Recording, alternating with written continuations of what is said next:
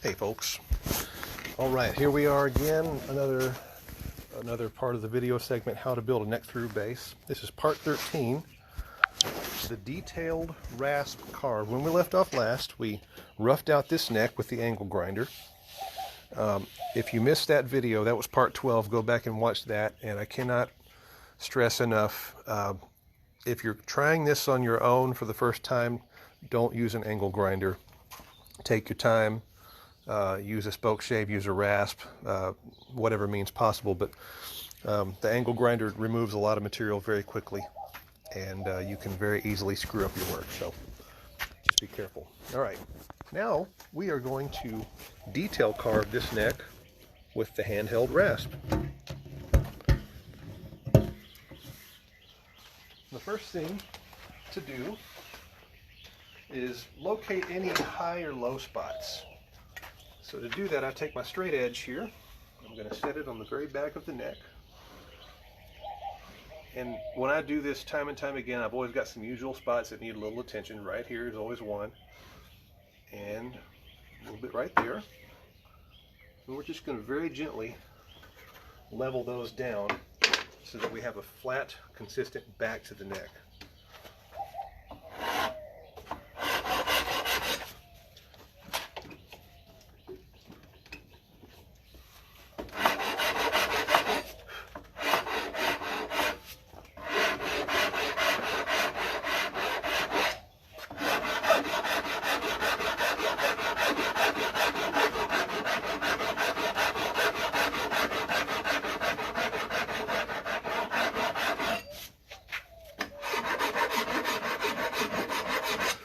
I'm not going to worry too much about up here where the transition into the body is going to happen.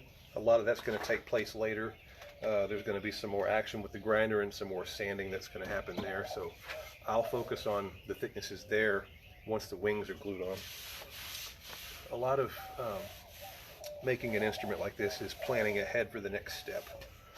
Let's see where we are.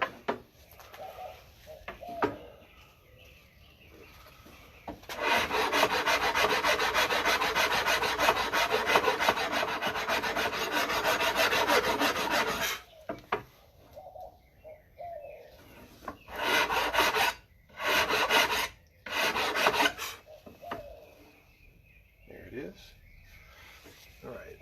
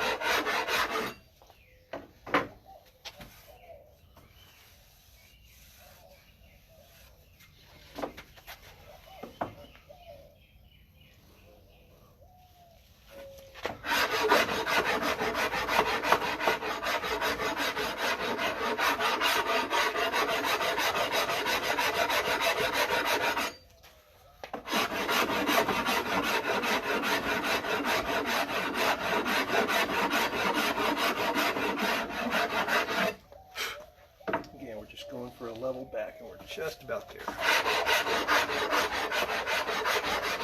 All right, feels good. Now I'm going to start working on the treble side, that half of the profile. My rasp has two sides. There's a radiused side, and then there's a flat side. When I start up here, I use more of the tip and use the radius side, and then when I get here, I'm going to go to the flat side.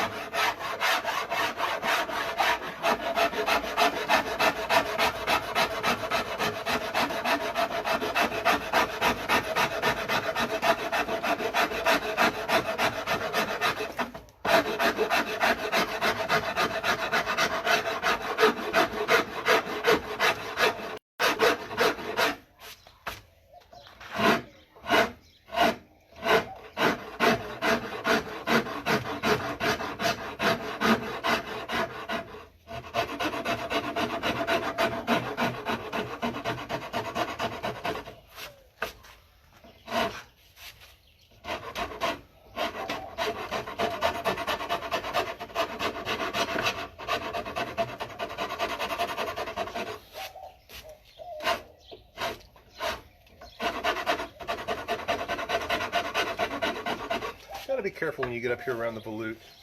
There's some little twists and turns that you make with the very far tip of this file that can really help do some pre-shaping on this.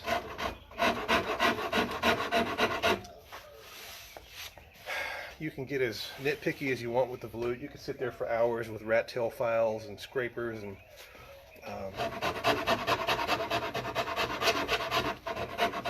I'm going to show you in just a little bit how to make a little bit quicker work of that.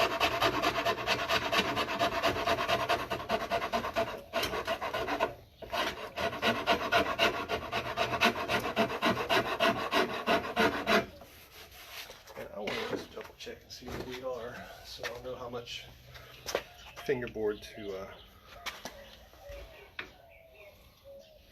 oh yeah, looking good.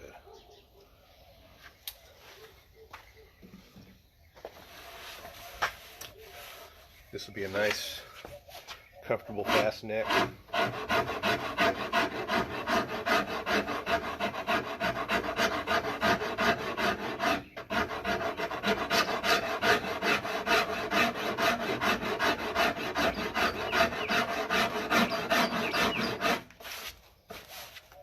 Different builders carve different neck profiles, and finding what works for you and what resonates with you is the best thing you can do. Don't try and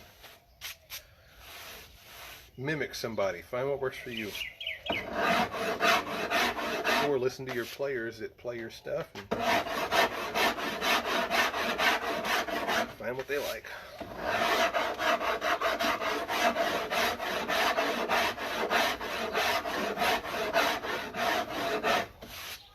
Alright, now we're going to move to the other side. So I'm going to flip-flop things.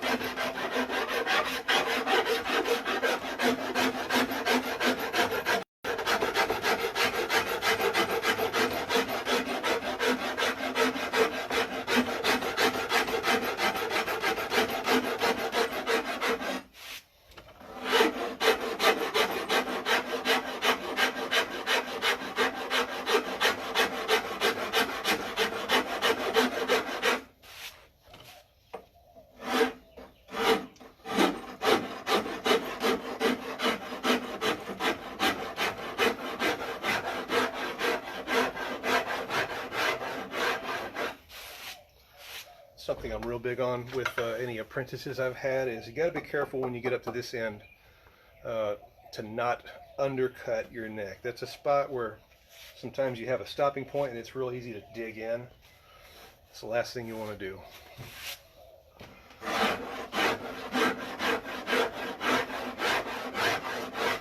My whole vision with a neck is this neck is emerging from a body as if the lines never had a beginning or an end. They just keep going. Everything flows. That's the idea. And that translates to a really nice feeling neck under your fingers. There's no sharp, abrupt changes in the lines.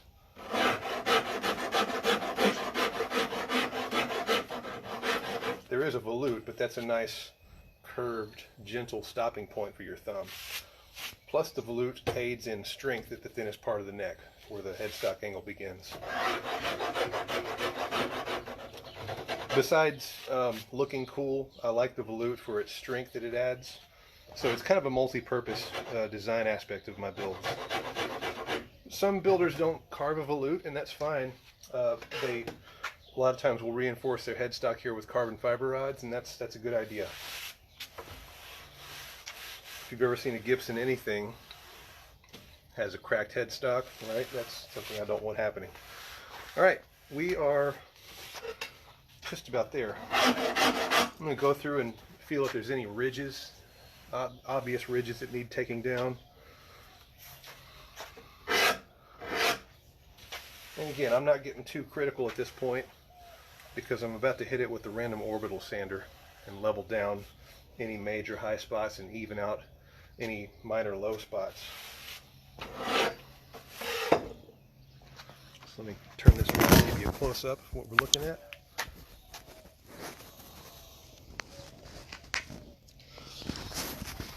It's pretty close, right? We're getting there. A little bit of fine shaping to do now. All right. We're going to move now. See if I can do this without tripping and falling.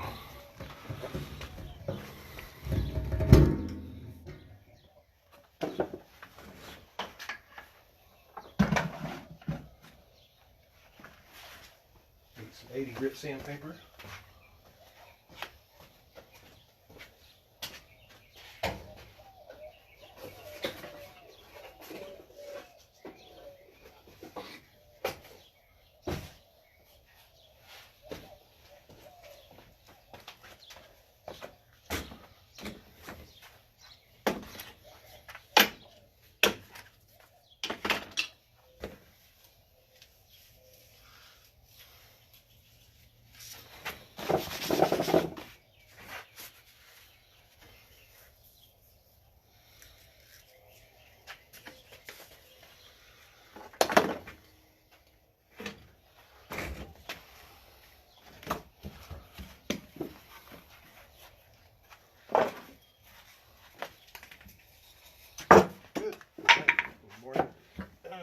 Let's try this again.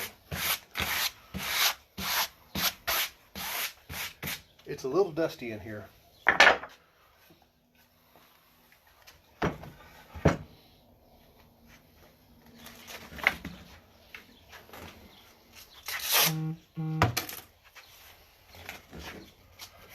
So now we're going to go after this with the random orbital sander, and there's just some quick fine-tuning shaping techniques that I've developed with this tool over the years that really help speed the process. Again, it's not about speed, it's about efficiency for me. There's one of me, and it's sometimes as many as 50 builds with anxious clients attached to them, so I have to make the most of my time, but also be very accurate and precise with any shaping that I do. So it's taken some time to get comfortable with these methods. All right, here we go. We're going to start sanding this and really defining this profile.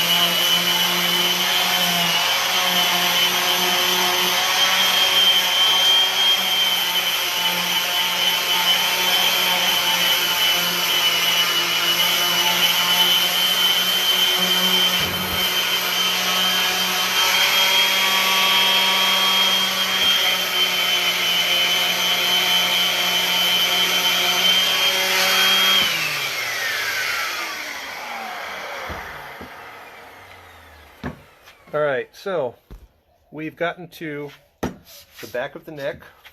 Looks pretty nice. Next thing we're going to work on is the back of this headstock.